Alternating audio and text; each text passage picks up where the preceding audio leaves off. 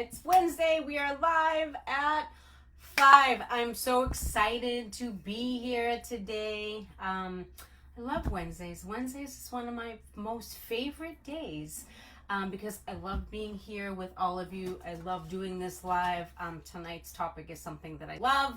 Putting the mop down, getting out of the field. I usually wait a couple minutes for people to jump on. Some people register, but then they actually can't watch it until later on, so there's a lot of replay going on. But I see a few people here, so if you're coming on, jump in, say hi, tell me where you're from. We have people from all over the world, actually, mostly America, but we have a couple in Australia that join us. We have a couple in Canada. And I would just like to say hi. I am broadcasting from today I'm broadcasting from Seabrook, New Hampshire, but I am out of Boston, Massachusetts. So I am, hey Sydney, I am out of, I'm like 30 minutes north of Boston when I'm home. We're at the place where we spend some of the summer, which is the beach, which I love the beach. As you can see, I'm super tan.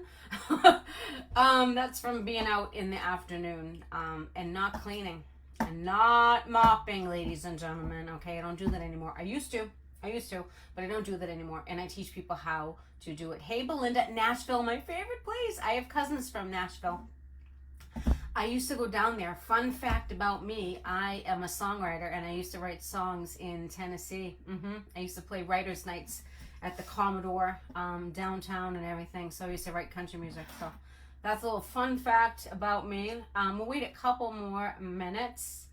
Cool, right? I know. Fun fact about me. I went to music school when I was 18.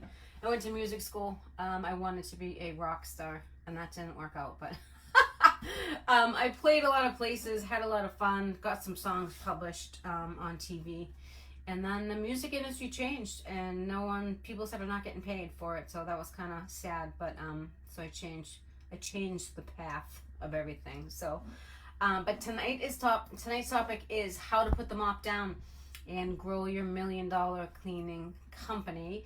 For those of you that don't know me, my name is Cheryl Hazer. I am a cleaning business coach and also an active maid service owner. My company is Made Bright. It's out of Boston, Massachusetts, up here in the north. I help cleaning business owners scale their businesses, drop ugly habits, pick up healthy ones, get people off their butts, and I get people moving into the world of result-producing activities, things that are actually going to make your business grow. So I took my own cleaning business from zero. I'm the founder. I started it solo cleaning, one mop, one caddy, one vacuum, right? I took it from $0 to over $650K, and it's growing. We're higher than that. How did I do that? By doing the right result-producing activities that I know how to do and that I teach my clients to do, like Sydney, who's having absolutely amazing results down in North Carolina. So you can search through the Sisters community and check out the testimonials. I have a few testimonial videos out there to see some of the results that they're having. So tonight, let's talk about that one burning question. How do you get out of the field, right? How do you get out of the field so you can grow that $1 million company that, that's like that everybody wants, right? Get some time freedom for yourself. Everyone wants to know how to do this. I wanted to know how to do this too a while back. So some people figure out how to do it and some people don't. And we've all kind of seen that. And that's just sort of the reality of it all. Some people will take calculated risks and some won't. So how do you become the one that learns to take the risks and to try new things and not be afraid? Because this boils down to fear. Your fear will stop you from making money any day of the week. So it really comes down to a few principles. Like, have you ever seen someone who owns multiple businesses and they just seem to scale these businesses over and over and over again? So that's not by accident. They understand the exact principles and what steps to take and how to make hard decisions and not drag their feet when it comes to doing things it takes to grow their businesses. So that's really the difference, and tonight's training is about that. So what did I what I do is like I teach you what I did and what I still do as a cleaning business owner. Okay, so I started as a solo cleaner. Like I said, I had one mop, one vacuum, one caddy, and then I went from that to a bunch of accounts, over 300 accounts, to a full staff, 3 divisions: residential, commercial, and power washing. So we do the exterior. And I haven't picked up a mop, except in my own house. I haven't picked up a mop or cleaned one of my accounts in a long, long time. So I'm not burned out physically anymore. I don't feel wiped out every day anymore, but I used to, okay?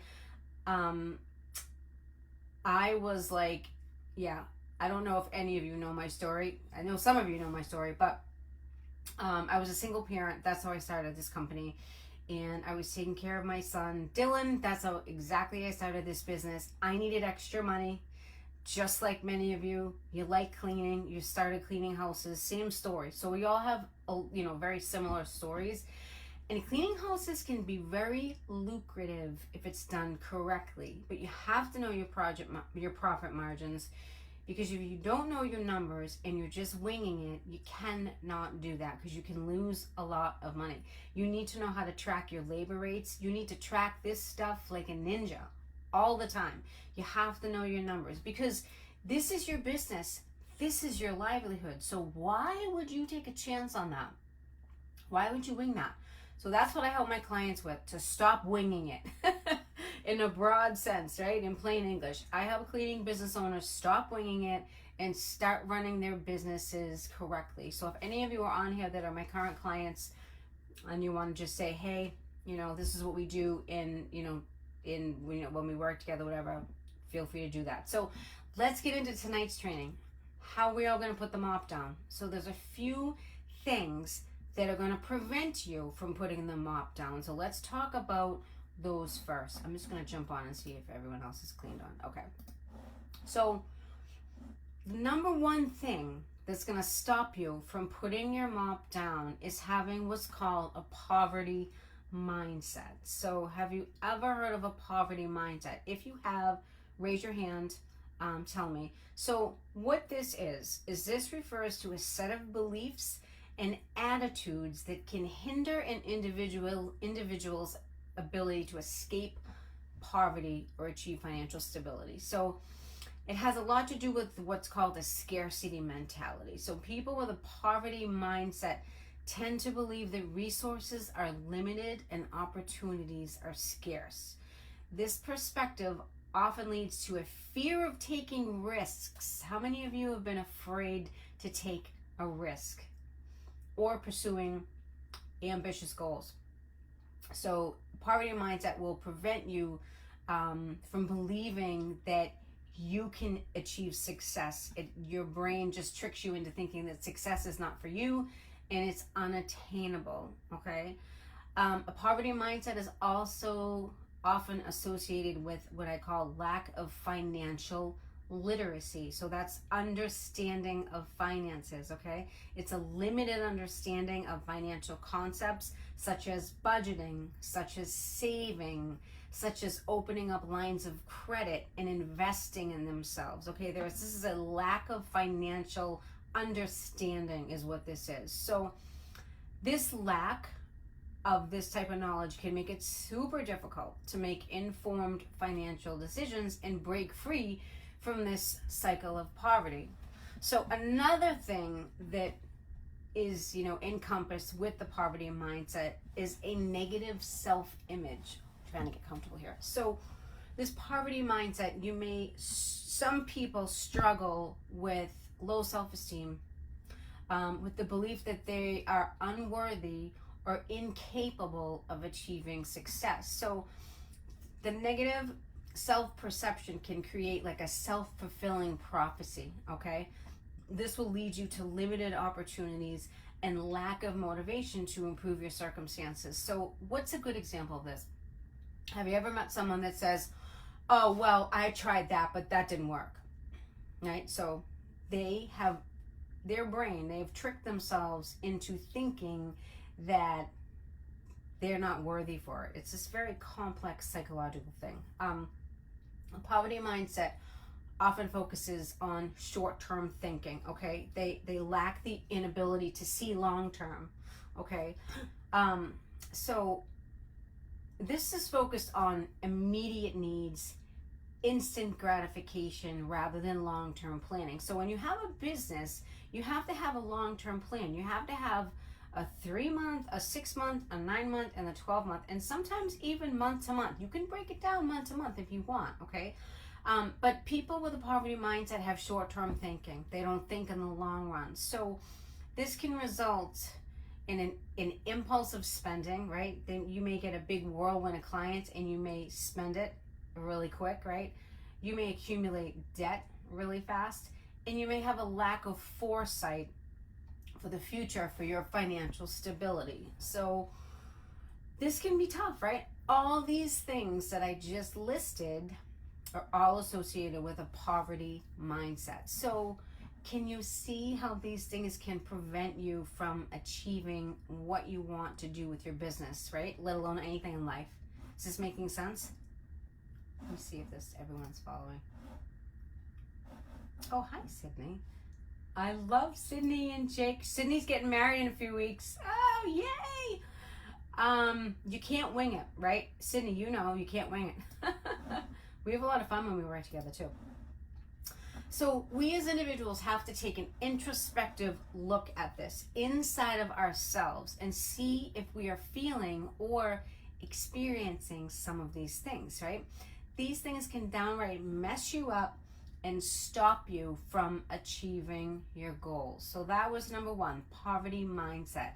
Let's get on to number 2. Number 2 is control freak. Are you a control freak? Is anyone on this live a control freak? So a control freak is a term that is used to describe someone who has a strong desire to be in control of situations, people, or events or stuff going around them. They often exhibit an excessive need for control.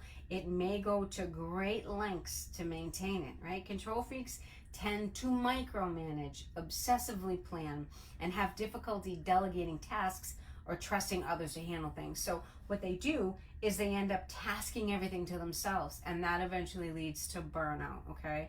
It's very not advantageous to micromanage your staff. So a control freak will micromanage the staff and cause them to quit. So ask yourself, are you a control freak, right? If you have staff right now in your business, do you think you micromanage them? And you have to really be honest with yourself here, right? Does anyone want to share?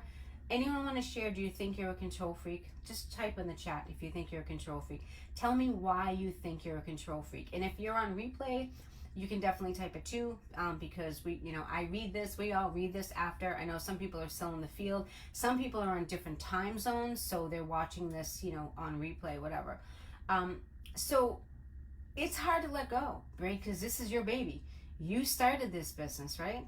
Could this be why you are still stuck in the field cleaning, right? This is a real thing, ladies and gentlemen, okay? This is real.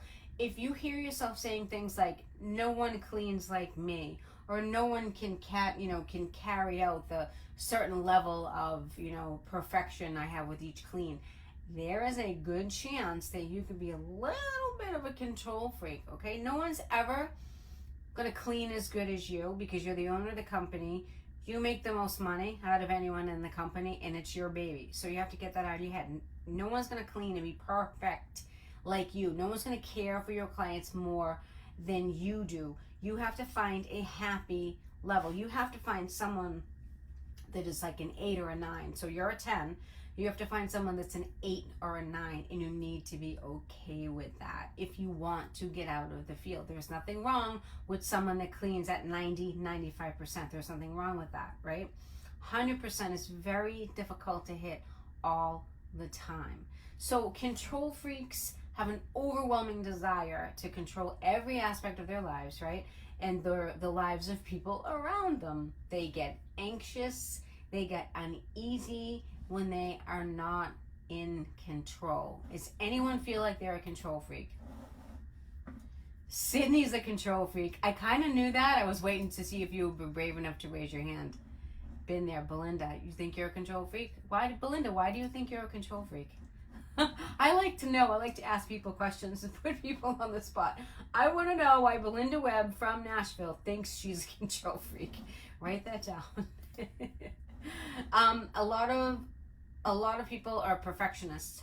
They have high standards. They expect things to be done exactly as they envision, and that is a really good goal. Don't get me wrong, but don't expect it every single time. If you get it, fantastic, okay? They often struggle with accepting imperfections or deviations from their plan. So this can prevent you from getting out of the field, okay? Because if you think, oh, I'll just do it myself, I do it better, guess what? You have to go do it.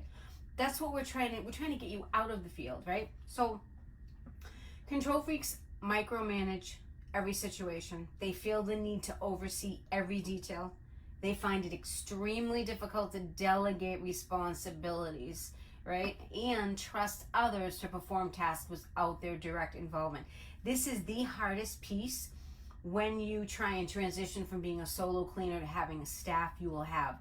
This is the internal most difficult piece you will have. If you can get over this, you can build a business. If you can't get over this, you cannot build a business. Period. End of story. You know me. I don't pull any punches. I tell you like it is. That is a huge thing. So I work with my clients on getting over this, taking baby steps, right? Letting go of the control. It's hard. It is hard. It's like letting your baby walk for the first time and you're like a panic. You're like sitting there like, oh my God. You have to follow the baby around, right? To make sure the baby's not gonna fall and get hurt and get in trouble and stuff like that. So that's exactly, like what it is. So control freaks have a hard time dealing with uncertainty, okay? And ambiguity. I think that's the other way, right? Ambiguity. Yeah, let's stick with uncertainty.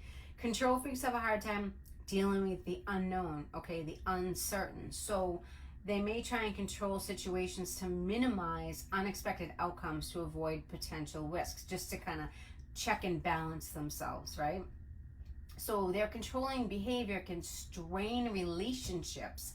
The last thing you want to do is you don't want to strain your relationships with your staff, because you need to put your trust in your staff, because your staff are the people that are going to get you out of the field.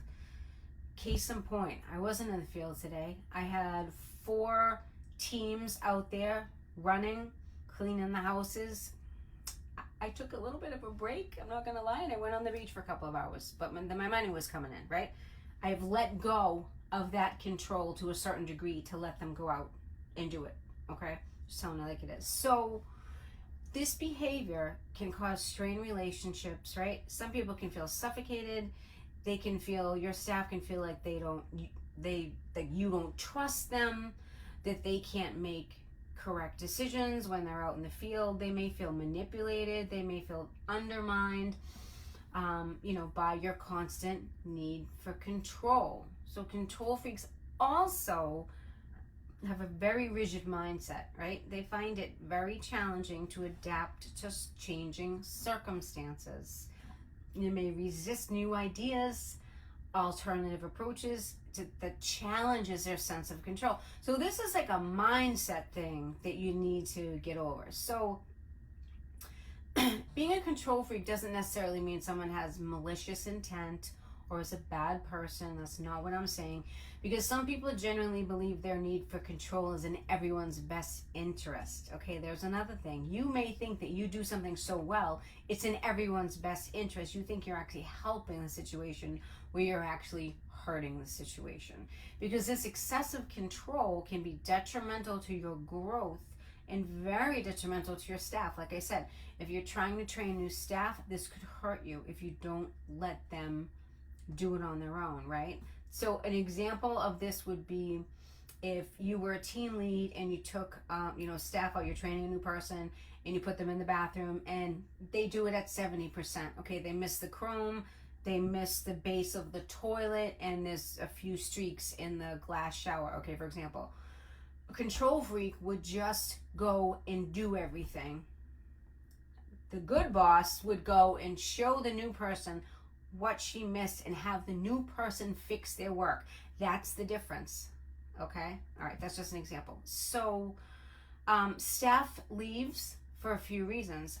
They don't like their coworkers, they don't like their boss, or they get into the field and they realize how hard the work is, and they can't handle it. So those are the usual three main reasons, okay? So you don't want to make it, you don't want them to quit because they don't like you, okay? And then sometimes you may be doing stuff that you don't know you're doing, and you have to figure that out. So you have to be completely 100% open and honest with yourself. I always look at myself first. I always say, what could Cheryl have done better in this situation? Because I want to rule myself out. I want to make sure I didn't screw up, right? And do something. So I look at myself first. But those are the three main reasons. So being a control freak, a control freak of a boss can lead you to not be able to retain your staff, which is going to put you back in the field. So if you can recognize that in yourself early on, you can eliminate one of the reasons why you can't retain your staff. You just have to look inward here, okay? Is this all making sense? Let me know if it's making sense. Hi, Olivia. It's hard to delegate if things aren't getting done timely. Yep. Nope, I agree. Is it okay, Kathy Ann, is it okay though to have them go back? Yes, 100%. You want them to go back and do it themselves, what doesn't right, so they can learn. Okay, does that make sense? Olivia tends to be a control freak, right? You kind of have to let them go and make their mistakes, and then just kind of correct them in a nice and charming way that you don't bite their heads off when you do it, right?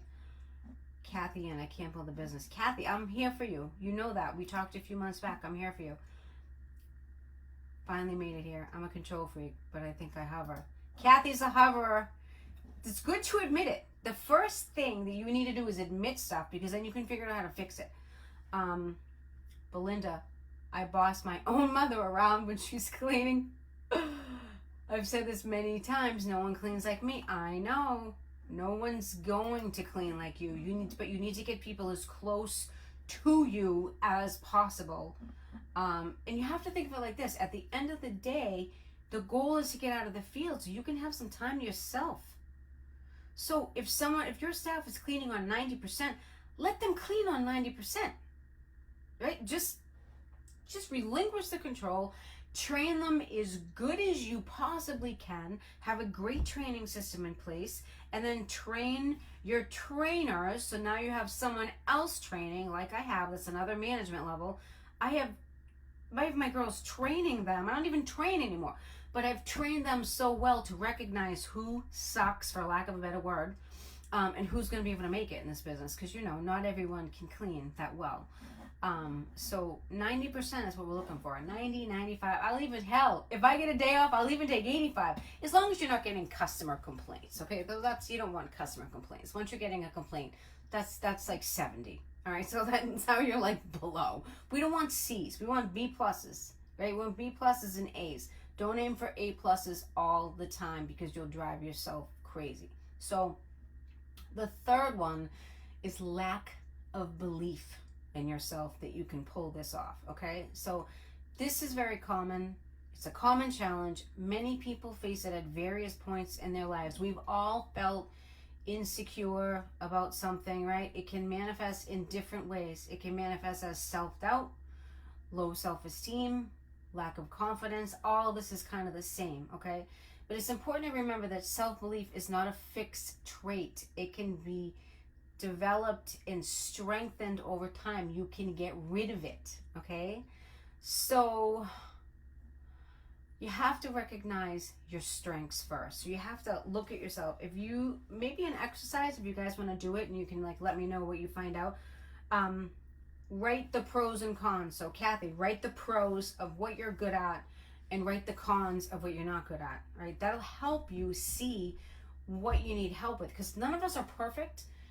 None of us are perfect. I'm not perfect. I screwed up a million times before I figured out, how to do this thing, right? So if you take the time to identify your positive qualities, your skills, your achievements, what you're good at, make a list of all these accomplishments, and remind yourself regularly so you don't get negative Nelly and doubt yourself all the time, because this can really, especially if you're a solo and you don't have another partner to bounce this off of, like, you can really do a number. Your brain can really eat itself, right? And just like lower your self-esteem. So you want to just try and do this on a regular basis. So if you focus on your strength, it's going to boost your self-confidence. It's going to remind you what you are capable of. And that's what we want to do here, because this business gets hard. It gets hard. It makes you want to quit. We've all been there, okay? But then you wake up the next day and you have a completely different mindset because you got 3 calls for new estimates. So it's like a roller coaster sometimes, right? So everyone has strengths. So instead of focusing on this negative, take some time and focus on the positive. So make a list of what you're good at and make a list of what you're not good at, all right? I've done this before. I do it from time to time. I know what my strengths are. I know what my weaknesses are. My weaknesses, I try and outsource if I can, if I possibly can. Or if I have to build the weakness, then I concentrate on building this weakness. Right? I've done it. You guys should try it too. So make a list of what you're good at, because this can help you so much. I'm good at sales. I'm good at marketing. I'm good with my staff when, let's say, they have a really heavy day. I come in there like cheerleader bunny and I motivate them, but I don't make it so sticky sweet that they actually want me to shut up. You know, like, I'm pretty like realistic with it, okay? I have people skills like that. Those are my strengths. I'm very good at being consistent, executing, sticking with things, and being disciplined. And that's another piece of what I teach my clients. So I focus on this stuff and then I excel at things, right? I put these things on steroids. These are my strengths. What are my weaknesses? I don't like the accounting part of it. I'll do it if I have to. I don't like that stuff. I know how to track, but I have someone else that tracks with me. So I don't do it all the time. I know my profits, I know my margins, I know all that stuff, right? I know that stuff, but my brain goes to the more marketing, sales, customer service, stuff like that, right? So that's how I was able to build quickly, because I'm good at that stuff and I'm good at forming relationships with people. Like, all my clients know me. I have, somewhat of a relationship with all of them. I'm good at relationship building stuff. That's my strength. I know exactly what I'm good at. I know exactly what I'm crappy at. So, actually, let's do this fun exercise. If you want to, type in the chat 2 of your strengths and 2 of your weaknesses. If anyone is willing to do this, even if you're on replay, 2 of your strengths, 2 of your weaknesses, okay? This will be fun to see. Let's see who's daring. Where are my daring people out there? Just share it in the chat if you want to do it. I believe in ripping off the Band-Aid, getting to the bottom of things. We can see what we're dealing with, right? Go to the bottom, see what we're dealing with. Then we know what we need to fix, and then we can find solutions. Then we find the how, okay? And then we outsource the things we cannot fix and have other people fix those problems for us. Is that making sense? Let me see if anyone's putting anything in here. I have to work the whole weekend and no, that's not good. You don't want to work the whole weekend, honey. That's terrible. Monday through Friday. That's it. That's all you have time for, right? You need a break. You need a break. Everyone needs a break. You will burn out. You'll quit. And then you're going to be like, what am I going to do now? You can't do that. We're going to talk. I'm going to message you. All right. If anyone wants to put down their 2 strengths and their 2 weaknesses in the chat, I would love to see it. So another thing that's going to prohibit you from getting out of the field is you believe the hype. You believe the hype a little too much. Okay. So believing the hype can be problematic for several reasons. While hype often generates excitement and anticipation, it can also distort your reality and lead to unrealistic expectations. So, what's an example of this? Exaggerated claims. Hype tends to exaggerate something and make it look like it's overdone. So let's take this example, because this is a good example. Everyone jumped on the bandwagon.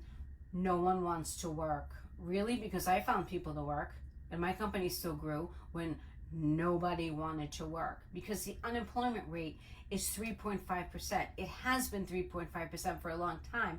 So that's not really true. what we saw was a shift in the job force where people were swaying away from customer service jobs, dealing with a lot of people because of COVID for a bit. And then the pendulum's starting to swing back, and now there's a ton of applicants. I get a ton of applicants all the time for the ads that I put out. So if you are writing your hiring ads correctly and interviewing correctly and not scaring the shit out of your applicants, for lack of a better word, you should be able to hire people, okay? There's a ton of applicants applying for jobs right now, right? I mean, I do one ad and I get like 50, and then I sort through them or whatever, and that's just in like a week. You just have to have the right branding. You have to have the right business operations to attract the right people. That is a sales pitch, trying to find the right people. You're selling them on your job. Nobody thinks of it like that. It is a sale, okay? So you have to have all your ducks in order, okay? I never bought into this one. No one wants to work. I just thought it was an excuse for not knowing how to hire and retain your talent. They have a lot of opportunities, right? They have a lot of applicants, sign-on bonus, this, make so much an hour. They have all these things. And so it's like someone waves like a shiny little thing in front of their face and they jump job to job. So you have to stand out with your job ad out there to get the right people to come, because they have a lot of choices. That's a little bit different, right? So you always have to look at what you could be doing wrong first before pointing the finger. Then you can just rule yourself out. Then you can go point the finger at everyone else, right? So if you can get good at this and having no ego, drop the ego, okay? And if you get good at fixing stuff, you're going to excel at this. Your business is going to change. I guarantee you. Ask Sydney if she's still on. You guys can message Sydney. You can ask her, because she got, there was a point when we, in our, sessions when she was Debbie Downer a little bit, and I had to just, be like, come on, lady. You just talk to her. She'll tell you. So it's going to create an unrealistic expectation, right? And disappointment when the reality is it fails to live up to the hype. So it's important to approach exaggerated claims with skepticism, look at them with a grain of salt, seek more balanced information. Okay, that was just an excuse. So when people say, oh, nobody wants to work, so they just excuse themselves, that's why they can't find help. Not really true, okay? Not really true. When COVID first came out, everyone was panicked, but now it's not really true. So this biased information, it's frequently fueled by marketing efforts or biased sources aiming to promote a particular product or idea. So it's essential to seek out objective, unbiased information to make informed decisions, okay? So the next one is, you are not consistent with the right result-producing activities to get you out of the field. I'll repeat that. You are not consistent with the right result-producing activities to get you out of the field. What are these? Let's talk about what they are. One of them is learn how to be a great trainer. If you can learn how to be a great trainer, you can train your new people until you hire a trainer, okay? So you need to learn how to be a great trainer. You need to learn how to be able to raise your prices to get premium dollars for the services you offer. Okay, this is number 2, because you need money coming in. You can't charge $20 an hour. You need money coming in. If you want to be a real company and grow to, 400, 500, 600, a million, wherever you want to do, you need to raise your prices and not be nervous about raising your prices and not care if you lose a client, okay? I'm not talking about raising people $100. I'm talking about, over time, learning how to raise it. And there's a certain strategic way that you can speak to them, the client, so you won't lose them. This is another thing I talk about. I have a whole letter system and the way you can talk to them. You're going to lose a couple here and there, but if you raise 20 clients and you lose 2, you're doing really good. Just go replace them. It's easy. And I'm not an insensitive person, but we're talking about business here, right? So that's just the way it is. So you need to learn how to be a great boss so everyone wants to work for you, because you're competing against other cleaning companies. So you need to be better than them. You need to be a good boss. You need to be fair. You need to have their back. This is all huge, okay? Another thing you need to do is you need to learn your numbers. You need to know your profits cold. And you need to know your labor rates, because you could be bringing in all kinds of money, have all kinds of clients, but if you have a 75% payroll going out the door, your company isn't making any money. So you want to be in between 40 and 50% for payroll. My company is anywhere between 40 and sometimes it gets down to 38, which is really awesome, and that's loaded. So you need to be, sweet spot's got to be in between 40 and 45. So you need to know your labor rates. You won't be able to get those down to those percentages unless you know how to track your labor rates, okay? Another big thing you need to learn how to do is develop your consistency and your discipline to get into a routine. So I have a group program. I have one girl in it and I love her to death, and she was saying on our last call, she was like, I really wish that I could get on the Peloton and get back to exercising. It's right in my house, but with cleaning and being in the field, I get away from exercising. I gave her the assignment to get on the Peloton for 15 minutes a day and take pictures and send them to me so I know she's doing it. So why am I doing that? Do I want Leah to exercise every day? I mean, I'm an advocate of exercising. I'm doing that to help her develop her discipline and her consistency into getting into a routine, into learning how to execute. I relate exercising with discipline, consistency, and execution. So I believe that they're related. I use it in my own life. So that little thing that she probably thinks is silly is going to help her build this consistency, discipline, and execution. Just that 15 minutes on the Peloton. Then she can relay those concepts to her business, okay? So developing your consistency, your discipline, and getting into a routine is huge. So these are just a few of the result producing activities you need to get good at to scale your business, where you don't have to clean anymore, okay?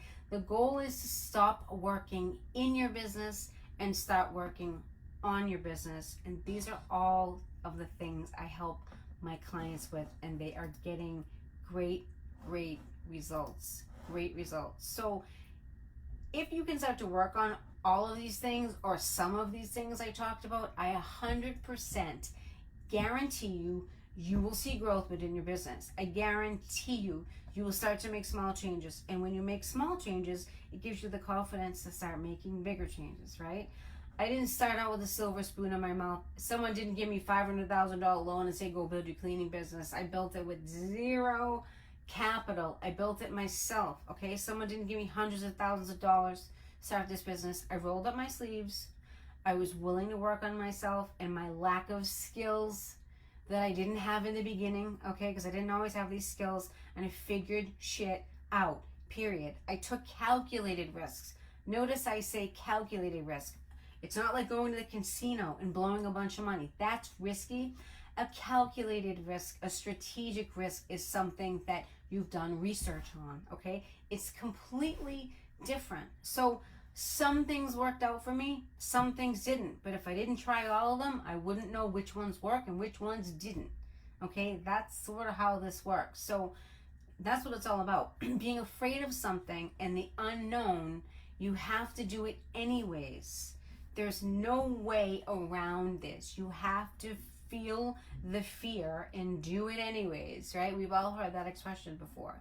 So let me just check in here, see what's going on. We have a high labor rate. I know we have to work on getting that labor rate down. I know. Let's talk about that tomorrow on the call. What's AD? Sydney, what's AD? You just got a request? That's so cool. That's so cool. She's got a request for service. Hate paperwork. I don't like the paperwork either, Kathy. No, I don't like the paperwork either. All right, Sydney put strengths, work ethic. Yep, that's 100% true for you. And motivation. Yep, she's self-motivated. Sydney's self-motivated.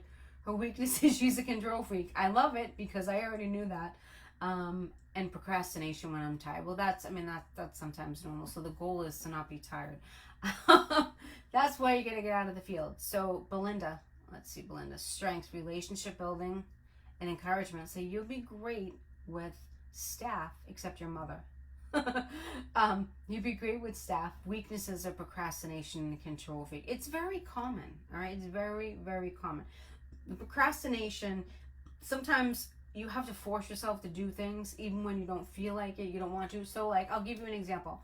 I work out at the gym like 5-6 days a week. I make myself get up at like 4 a.m. I do a little bit of work. I get to the gym by 6. I get it done before I have to go to the office for the day because I run my, I'm an active cleaning business owner. I make myself do it. I don't want to get up and do it. I make myself do it anyways. You may have to make yourself do things. And then once you do that, you mentally take over the game. You mentally get stronger. If you can get up every single day and do something that you don't want to do over and over and over again, nobody can stop you. No one is going to be able to stop you. You have to trust me on this. You have to trust me on this. So if you are struggling with this stuff, we should have a chat. Type the word chat in the box. I'll reach out to you. Let's have a conversation.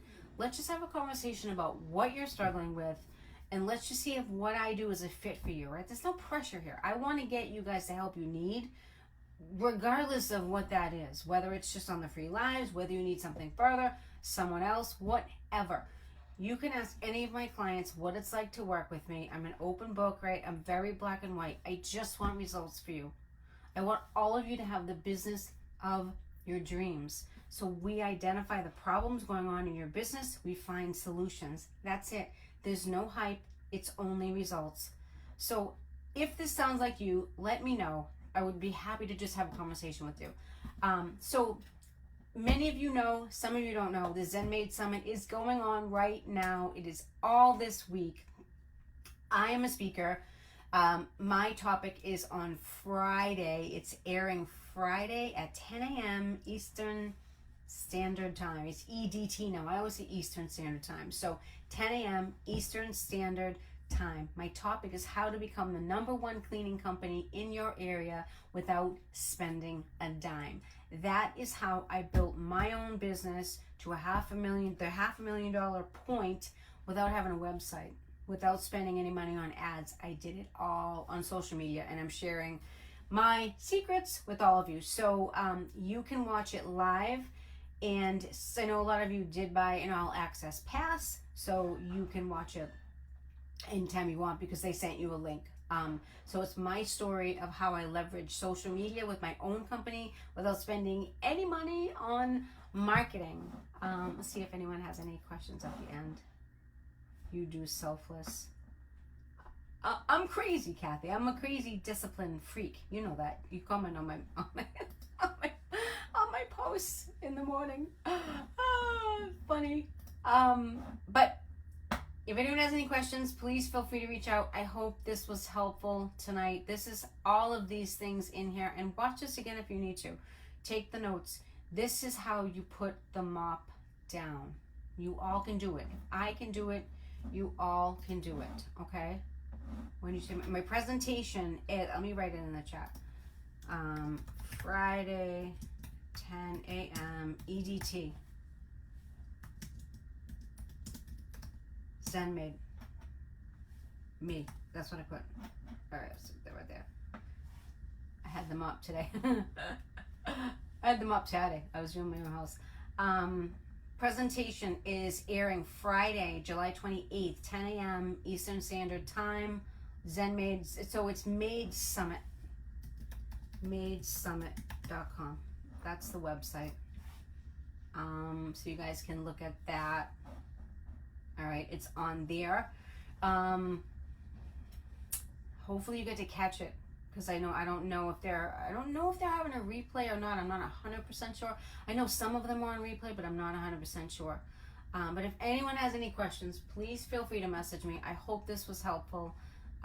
It was awesome seeing all of you. Awesome seeing all of you. Olivia, I'll see you tomorrow night. Tomorrow night on the call. I'm hoping you can make it so we can talk about that labor rate and getting that thing down. So you guys have a wonderful evening, and I will see you all very soon. All right, bye-bye.